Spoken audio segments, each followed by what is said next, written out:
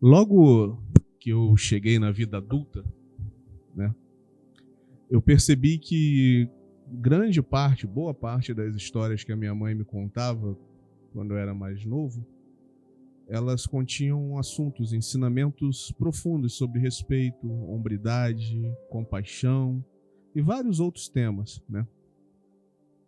A verdade é que, embora eu tenha esquecido boa parte das conversas que eu e a minha mãe tivemos ao longo da vida, ao longo dos anos, essas histórias, elas ficaram, né? Embora as conversas tenham sido esquecidas, as histórias, elas permaneceram. Elas permaneceram na minha mente, elas continuam na minha mente até hoje. Sempre, às vezes eu estou em casa e acabo lembrando de alguma delas. Principalmente quando tem alguma situação, alguma situação familiar, alguma situação com algum amigo, a gente sempre lembra daquelas histórias, né? Elas vêm na nossa cabeça. Os evangelhos, eles estão repletos de histórias. Não histórias com H, né, irmãos? Histórias com E, né? Histórias, né? Nós chamamos essas histórias de parábolas. São alegorias presentes na palavra de Deus que revelam verdades profundas e passam uma mensagem que deve ser utilizada para nossa reflexão. Elas têm esse propósito, né? As parábolas, elas têm esse propósito. Não é porque não é uma história com HI que elas sejam menos importantes. Até porque Deus não faz nada sem propósito. No versículo 1 do capítulo 24 do Evangelho segundo Mateus, nós vemos o Senhor Jesus saindo do templo e dizendo para os seus discípulos: olha, toda essa estrutura que vocês estão vendo, essa coisa monumental, né? Quando a gente fala do templo construído por Herodes ali, a gente está falando de algo mais ou menos em torno de 35 acres, né? Mais ou menos 350 mil metros quadrados.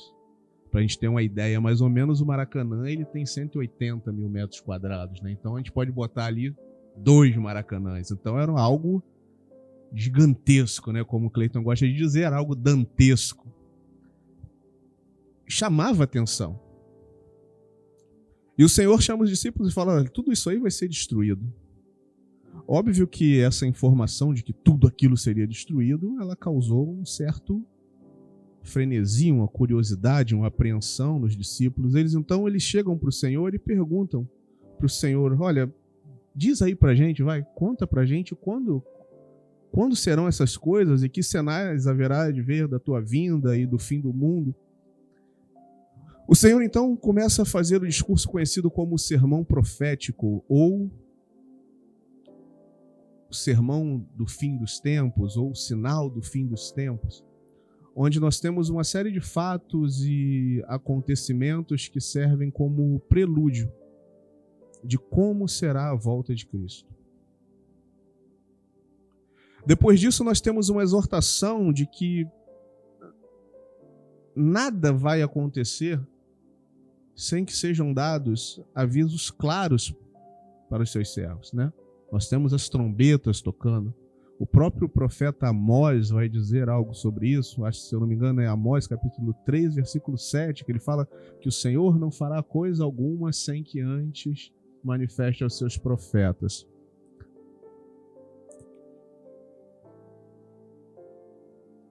Jesus, ele nos diz ali no versículo 32, 33, né, que aprendei, pois, esta parábola, a parábola da figueira, né?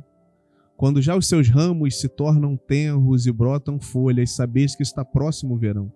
Igualmente, quando vir de todas essas coisas, sabei que ele está próximo. Quem está próximo? O Senhor.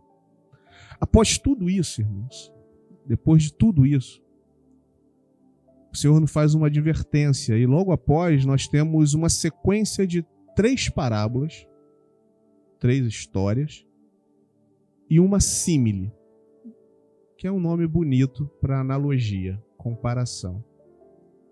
Cada um desses textos traz na sua essência verdades que não podem ser desprezadas por nós.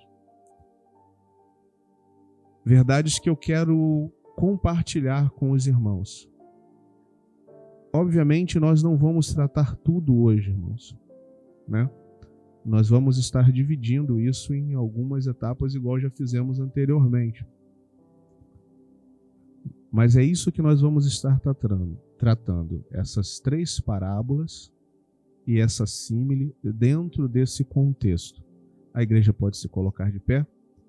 Vamos abrir a nossa Bíblia no livro de Mateus, capítulo 24. Vamos ler dos versículos 37 e ao 43, para que possamos pegar um pouco desse contexto. Como eu disse, nós vamos seguir nas parábolas até chegarmos na símile. Mas vamos começar, o nosso ponto de start vai ser Mateus 24, 37 ao 43. Diz assim a palavra do Senhor.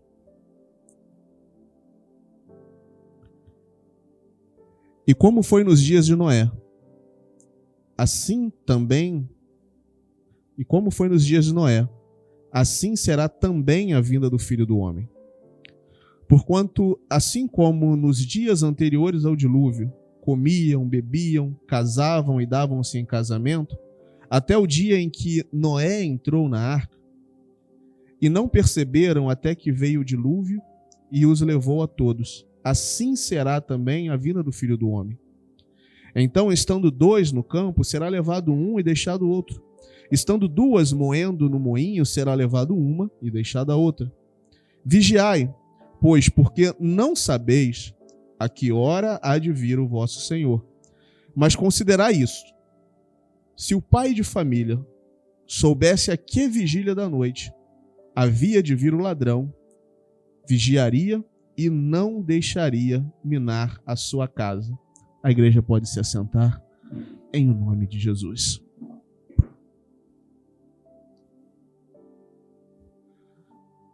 Nosso primeiro ponto de parada está aqui mesmo, entre os versículos 38 e o 41, onde nós observamos uma situação de normalidade.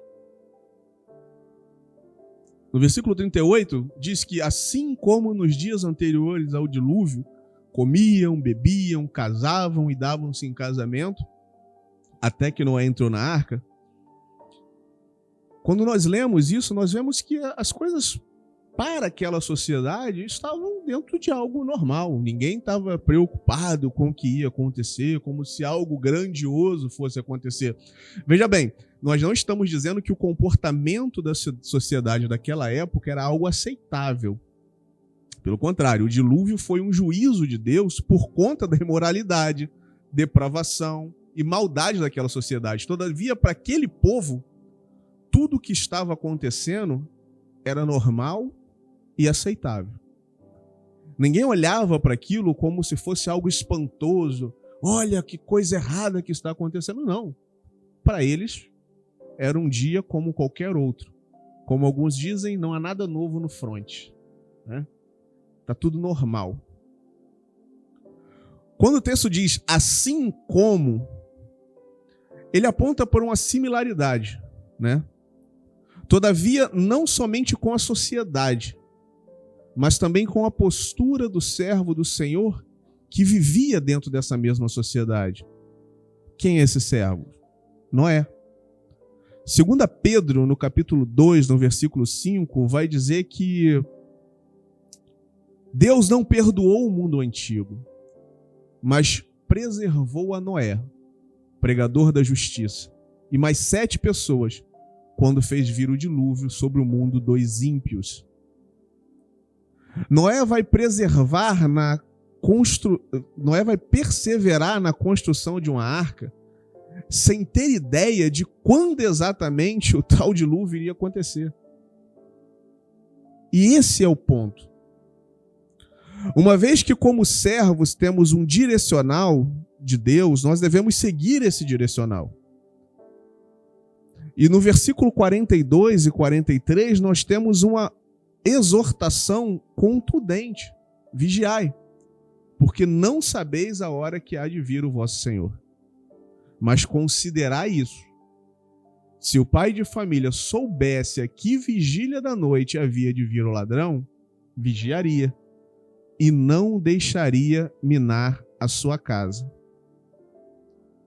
Claro, irmãos, talvez você diga assim, não, Carlos, mas no versículo 7, no capítulo 7, versículo 4 de Gênesis, o Senhor disse que ia fazer chover em 7 dias. Sim, isso é um fato. Todavia, nesse momento, a arca já estava pronta, irmãos. Ela já havia sido construída, ela não foi feita em 4 dias, né? Aquilo era uma obra monumental, né? É bem claro que entre o final do capítulo 6 e o início do capítulo 7 de Gênesis, nós temos um lapso temporal, né? Não dava para... Não aprouve a Deus colocar no dia 1, Noé foi lá e pegou uma madeira, no dia 2 ele foi lá e cortou mais, né? Então a gente tem esse lapso temporal. E novamente, como nós dissemos, né? Aqui a gente tem uma fórmula que vai se repetindo durante a palavra de Deus, né? Que no tempo certo o Senhor faz saber aos seus servos aquilo que há de acontecer. Então, no momento certo, Deus fala com Noé. Noé, olha só, prepara, arruma as coisas que dentro de uns 7 dias vai acontecer aquilo que eu havia te falado para se preparar lá atrás. E exatamente nesse ponto, irmãos, que nós entramos na primeira parábola, né? Que é a parábola dos 2 servos. Leia comigo. Ela vai do versículo 44 ao versículo 51. Por isso estáis vós preparados também, porque o Filho do Homem há de vir a hora em que não penseis. Quem é, pois, o servo fiel e prudente, a quem o seu Senhor constituiu sobre os seus servos, para dar-lhes o sustento a seu tempo? Bem-aventurado aquele servo que o seu Senhor, quando vier, achar fazendo assim. Em verdade vos digo que o porá sobre todos os seus bens.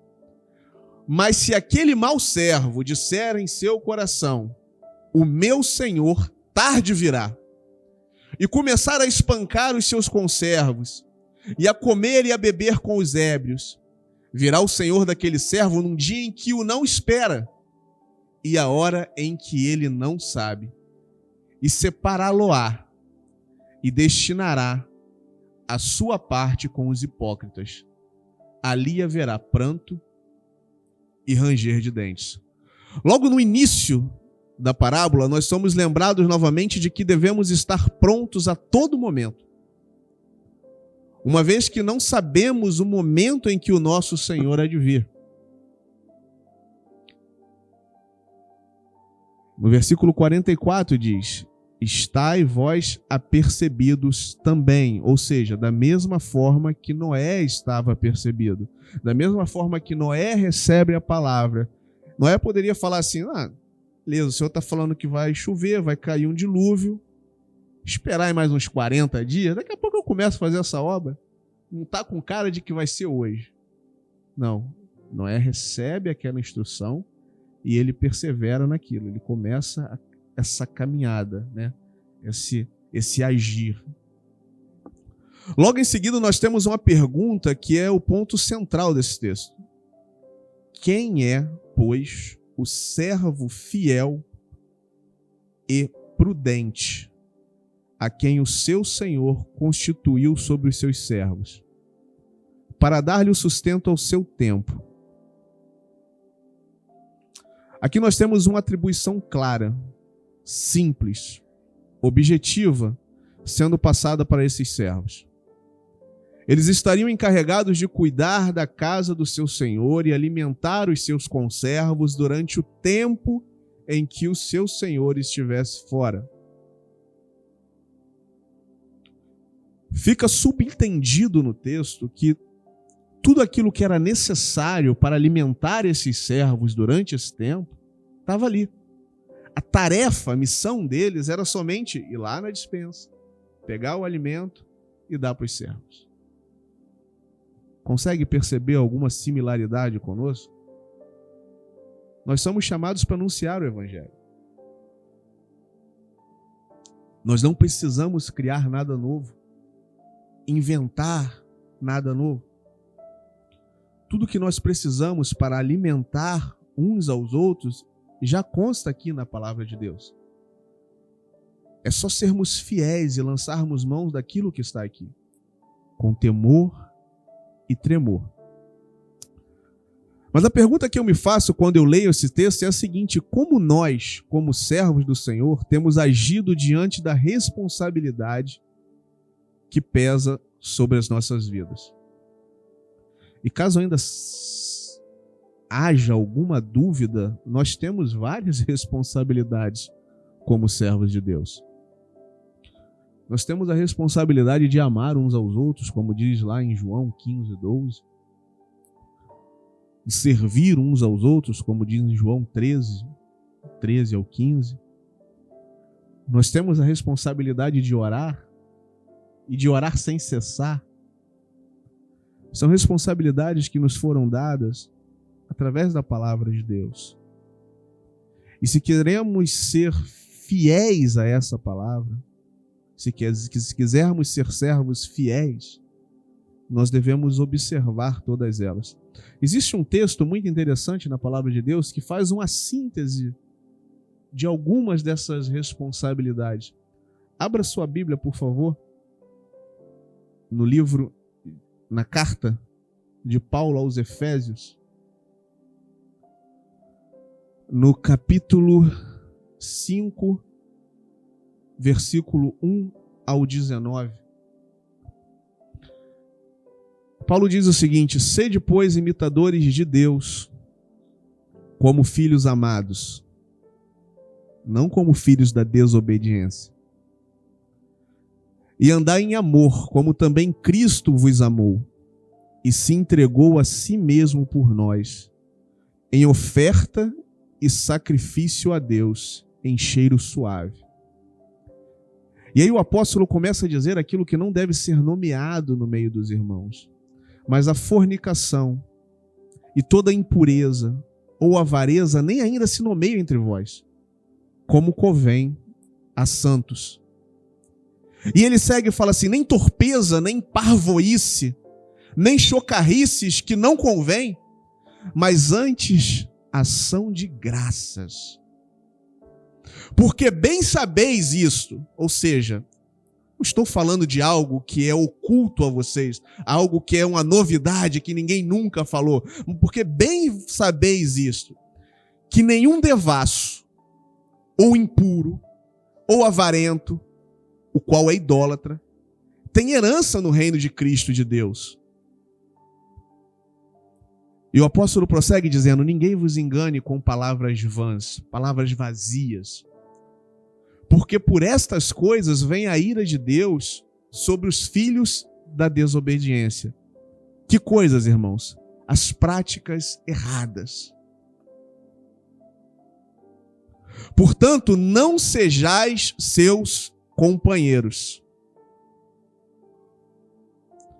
Porque num outro tempo, e aí é que Paulo aponta para a nossa vida antes da nossa conversão, antes de nos voltarmos para Cristo, Paulo vai dizer: no outro tempo, erais trevas, mas agora sois luz no Senhor.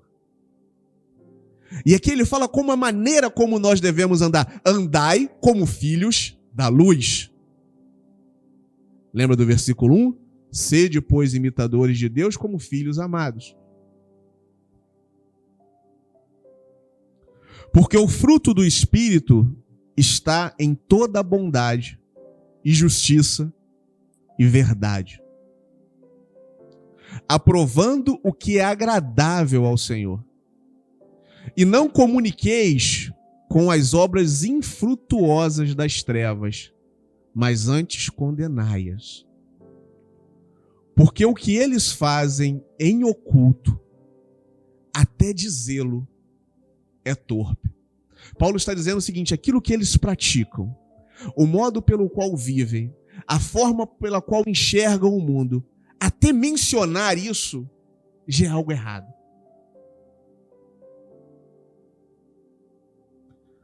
Mas todas essas coisas se manifestam sendo condenadas pela luz, porque a luz tudo manifesta.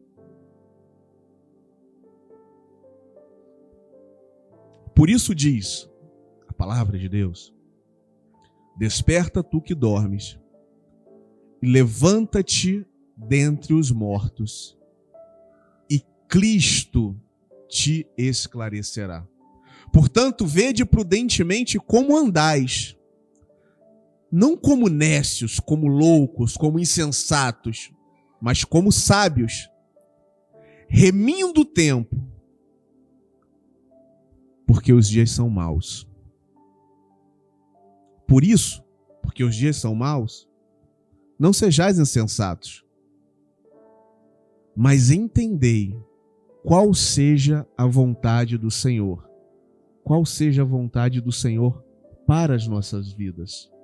Precisamos compreender aquilo que Deus quer de nós. Deus quer de nós um comprometimento. Deus quer de nós fidelidade. E não vos embriaguei com vinho em que há contenda, mas enchei-vos do Espírito Santo, falando entre vós em salmos, hinos, cânticos espirituais, cantando e salmodiando ao Senhor no vosso coração. Como nós temos agido, irmãos? Diante da responsabilidade que pesa sobre as nossas vidas. Será que temos agido assim? Falamos tanto que devemos ser como Cristo, que devemos amar ao nosso semelhante, mas nos recusamos a perdoar. Nos recusamos a servir aos nossos irmãos. Nos recusamos a respeitar os nossos irmãos. Nos recusamos a tratar os nossos irmãos com carinho. Achamos que ser zeloso, que ser fiel é ser insensível, ignorante, rude. E ainda traçamos paralelos que são abominações, irmãos. É muito comum nós vermos pessoas querendo comparar as suas atitudes com as atitudes de Cristo. Como se elas tivessem a autoridade de Cristo, percebe?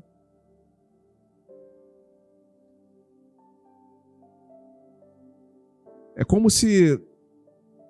Eu vou pegar um dos exemplos que eu já vi ao longo da minha vida. Porque Jesus entrou no templo e deu chicotada em todo mundo, né? Aí o irmão acha que ele também pode entrar numa igreja e dar chicotada em todo mundo. Sim, irmãos, tem gente que pensa assim. O que essas pessoas esquecem, primeiramente, é quem é Jesus. Quem é Jesus, irmãos? Jesus é Deus. E a palavra de Deus é bem clara quando diz que a Deus pertence o juízo.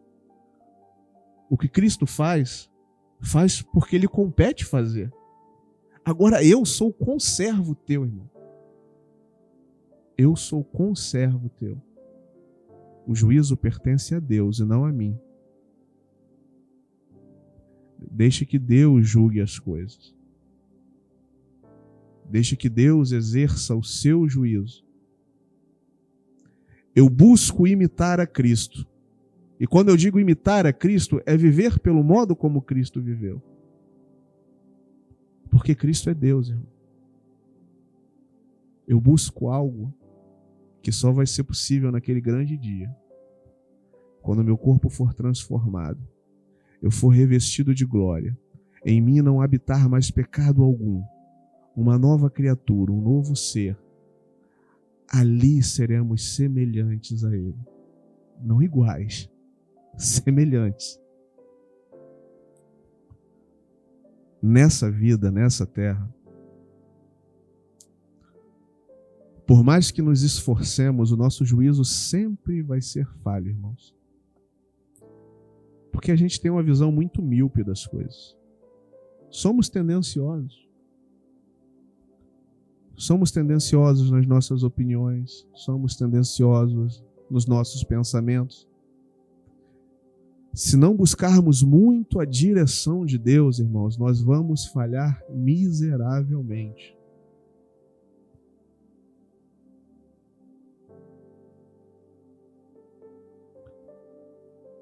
Uma outra pergunta que eu tenho é: como temos vivido esse cristianismo? Temos vivido um cristianismo de prudência, de fidelidade, de santidade, ou estamos mergulhados no desleixo, impulsividade, infidelidade, promiscuidade? E aqui, quando eu falo de promiscuidade, eu não estou falando somente da promiscuidade sexual, eu estou falando da promiscuidade moral também. Será que começamos a pensar em nossos corações da mesma maneira que o servo infiel? Veja no versículo 48, que diz assim: mas se aquele mau servo disser no seu coração, o meu Senhor tarde virá. Repare que ele tem ciência de que o Senhor dele virá. Só que como ele espera que isso seja postergado, ele então começa a ter atitudes insensatas e inconsequentes. Ele começa a agir de forma errada. É incrível, irmão, a frequência como nós vemos pessoas dizendo: Jesus não vai voltar hoje, então eu vou viver a minha vida e depois eu me arrependo. Como se elas tivessem gerência sobre o dia de amanhã. Como se fosse a qualquer momento receber uma mensagem no WhatsApp dizendo: olha só, daqui a 2 minutos você vai morrer, hein? Se arrepende aí, o tempo é agora. Nós não temos gerência sobre isso, irmãos. Por isso nós devemos estar preparados, vigilantes, para que a qualquer momento nós estarmos prontos para encontrarmos com o Senhor. Tinha uma senhora que morava a semana passada, o meu primo. Meu primo vivia no mundo da forma como queria, expulsou a mãe de dentro de casa, levou um rapaz para morar junto com ele e achou que a vida era daquela forma. Arrumou um emprego, tinha o seu sustento. Um dia saiu para trabalhar. Quinta ou sexta-feira passada? Sexta-feira passada. Pela câmera de segurança do prédio, você vê que ele chega no trabalho e encosta para conversar com outros amigos, quando de repente passa mal, cai no chão e vem a óbito.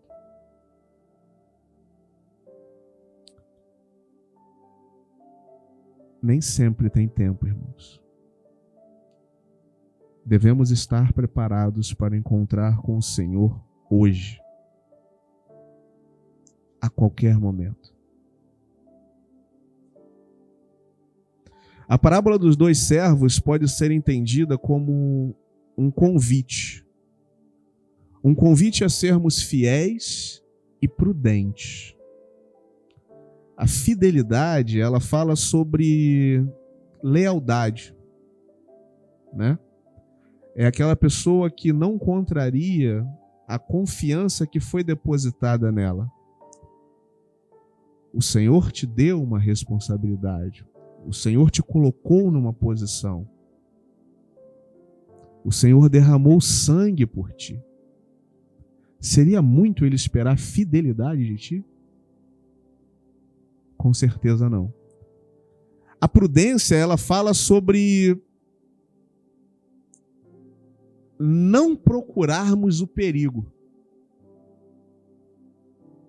Não procurarmos nos colocarmos em situação de perigo. Em situações onde a queda seja iminente. Em situações onde o distanciamento de Deus seja iminente. Isso é ser prudente. É ser sensato. É ser ajuizado. É ser precavido.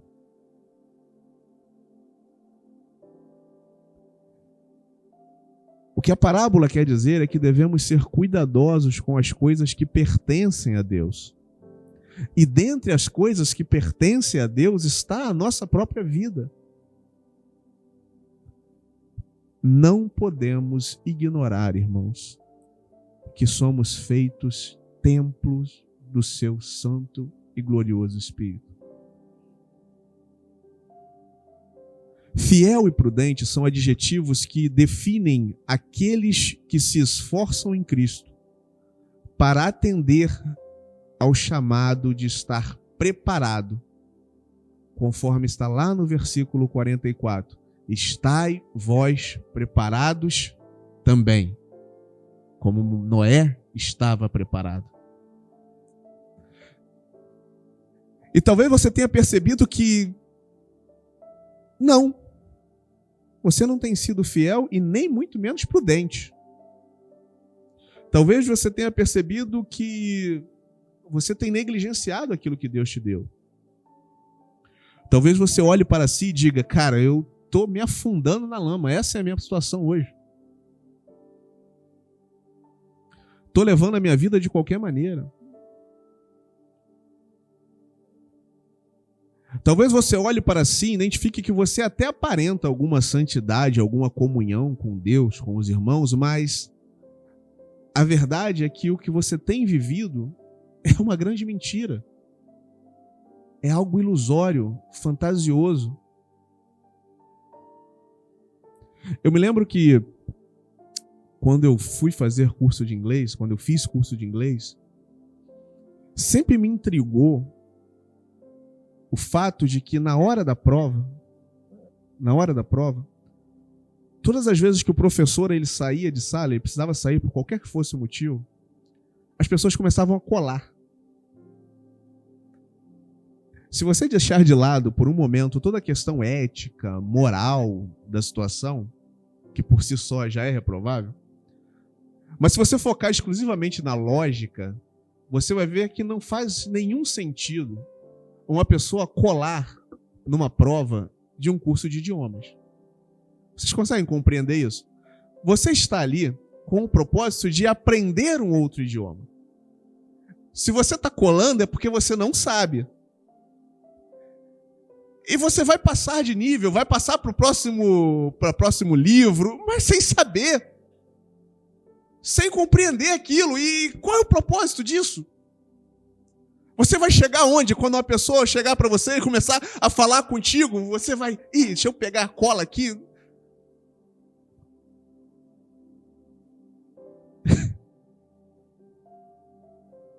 Assim como possuir, assim como você comprar e ter em casa um tabuleiro de xadrez, não vai fazer de você um enxadrista, um Kasparov da vida. Possuir uma Bíblia sem viver uma vida com Deus não faz de você um cristão. Ir aos cultos todos os domingos sem ter uma vida com Deus não faz de você um cristão.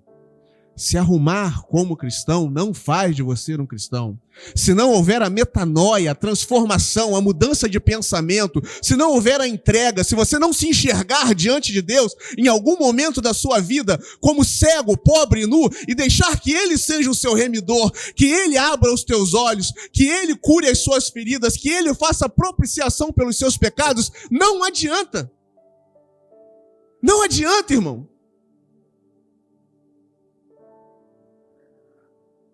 Não adianta sermos belo por fora, branquinho, pintadinho, como um sepulcro caiado, se dentro de nós, no nosso coração, o que tiver lá no profundo do nosso coração for podridão. Não adianta eu me apresentar para vocês como alguém muito humilde, se dentro do meu coração eu busco a glória dos homens. Não adianta eu me apresentar para vocês com pretexto de alguma coisa, se Deus conhece o meu coração e sabe o real propósito daquilo, irmão. Eu sempre digo que é muito fácil me enganar, irmão. Porque eu aprendo na palavra de Deus que eu tenho que confiar. Eu tenho que acreditar que o meu irmão está fazendo algo sem interesse, sem maldade. Mas ninguém engana Deus, irmãos, e por isso eu coloco tudo sempre diante de Deus. Porque Ele revela aos seus servos. Eu quero te dizer uma coisa nessa manhã.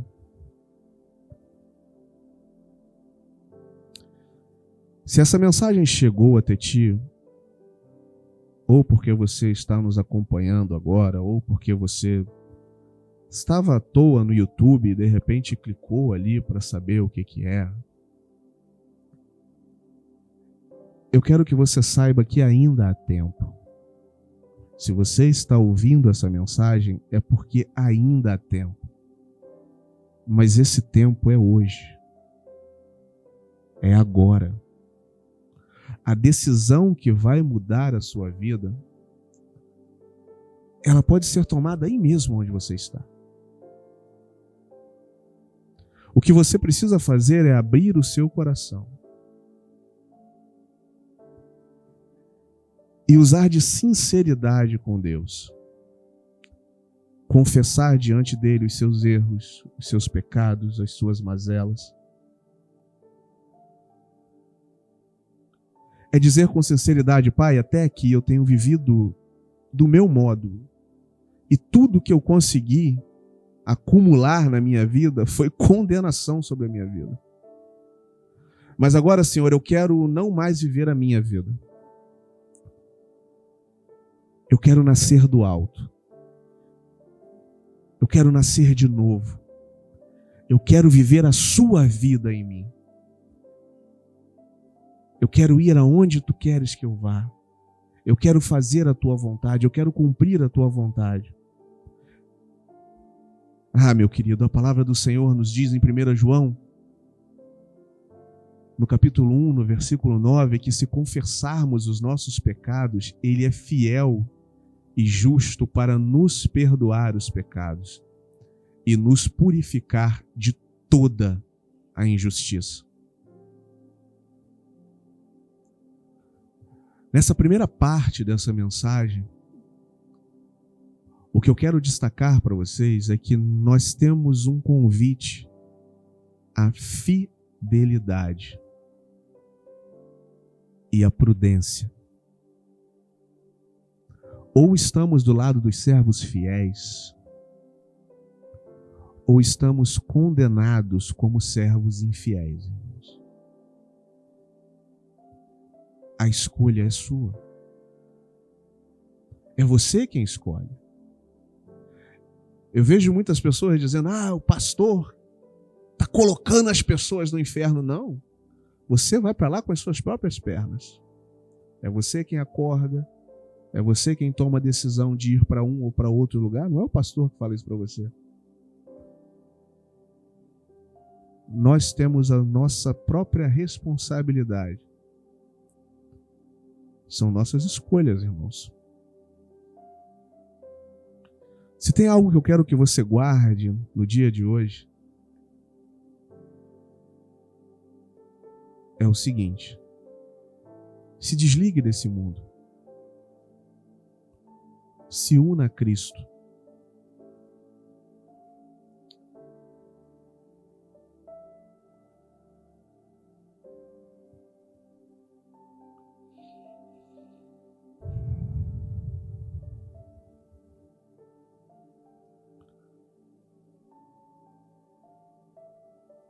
Talvez você esteja olhando para ti e diga: realmente, eu sou pobre.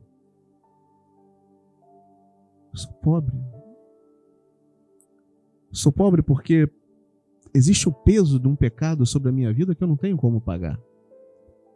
Sou cego porque eu não enxergo que eu tenho acumulado essa dívida de pecado durante toda a minha vida. Eu estou nu porque eu estou diante de um Deus santo.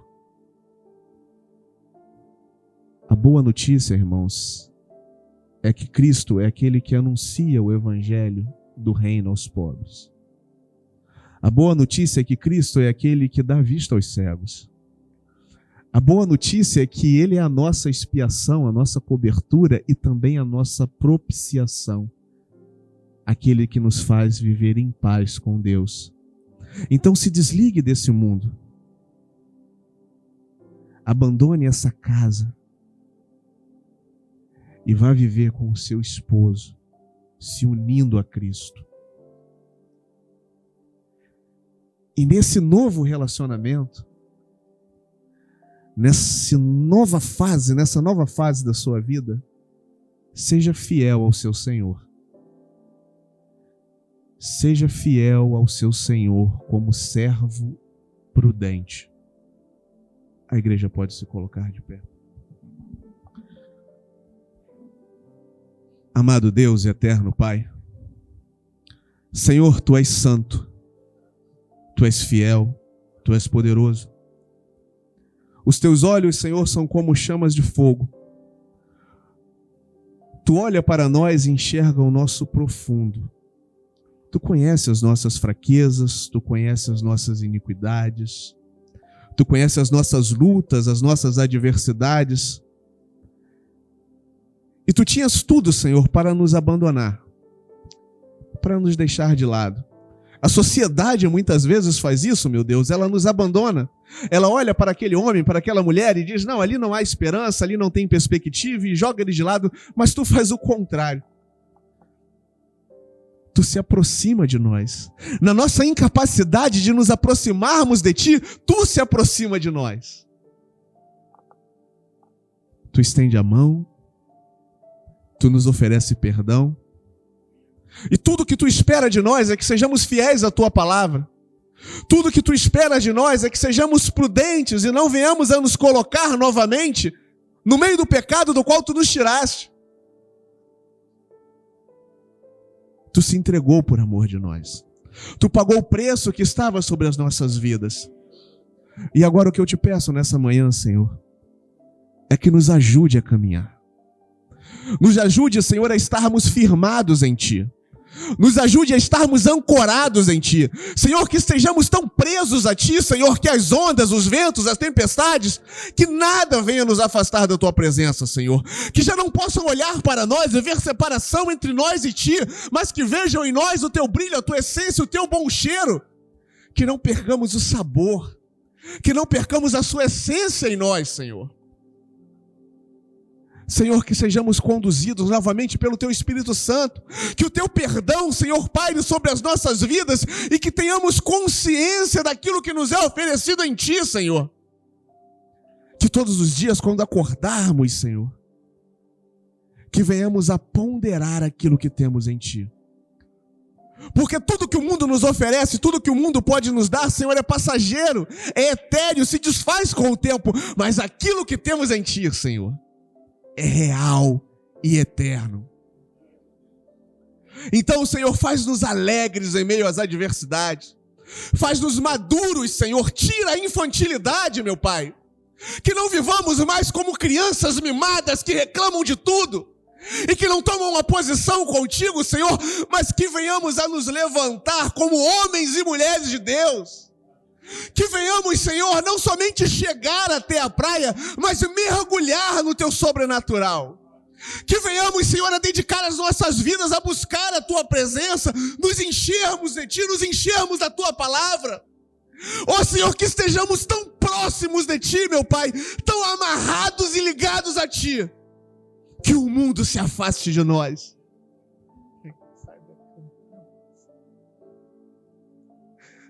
Tua palavra diz que Tu não tens, Senhor, comunhão com as trevas. Não existe um ponto de interseção, um ponto comum entre Ti e as trevas. Por isso ela nos exorta que todos aqueles que estão em Ti, que professam o Seu nome, que vivem pela Tua palavra, se afastem da iniquidade. Mas somos como moscas, Senhor, atraídos pela luz desse mundo. Olhamos ao longe, vemos o brilho, sabemos que vamos morrer, mas caminhamos em direção ao abismo. Pai, somente o Teu Espírito Santo é capaz de nos convencer e nos mostrar que a direção que seguimos é a direção errada. Somente o Teu Espírito Santo é capaz de abrir os nossos olhos e nos fazer enxergar. Por isso, Senhor, ajuda-nos na nossa falta de fé, ajuda-nos na nossa incredulidade, ajuda-nos, Senhor, na nossa falta de confiança. Acrescenta-nos na fé, meu Pai, para que possamos esperar e sentir prazer somente em Ti. para que possamos verdadeiramente viver para Ti, para que possamos verdadeiramente sentir o Teu Espírito Santo em nós. Ó Senhor, reacende, meu Pai, a chama que um dia ardeu, reacende a comunhão, reacende o amor, a garra, Senhor, a alegria de vivermos para Ti, única e exclusivamente para Ti. O Senhor espera a fidelidade de nós, que possamos ser fiéis a Ti, Senhor. Nessa semana, Senhor, que se inicia, continua falando aos nossos corações, continua nos dando direcionamento, e que o Seu nome continue sendo glorificado. Que o amor de Deus, o nosso Pai, a graça do nosso Senhor e Salvador Jesus Cristo e as doces consolações do Seu Santo Espírito cresçam e permaneçam com todos que aguardam a vinda do Senhor. Toda a igreja diga amém. Louvado seja